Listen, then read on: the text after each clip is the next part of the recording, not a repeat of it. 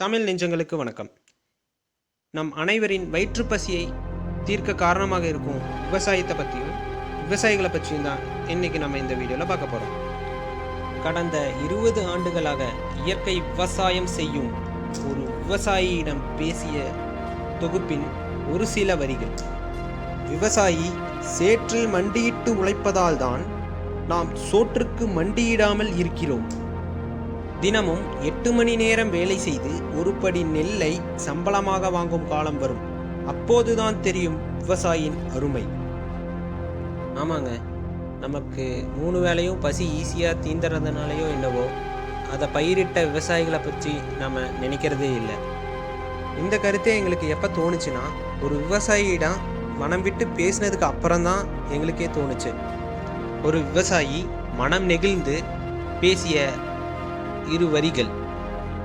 அந்த 2 வரிகளையும் இந்த வீடியோலையே நினச்சிருக்கோம், கேளுங்க. அப்பா, விவசாயி பற்றி சொல்லுப்பா. முடியும் என்றால் செய்துவார்.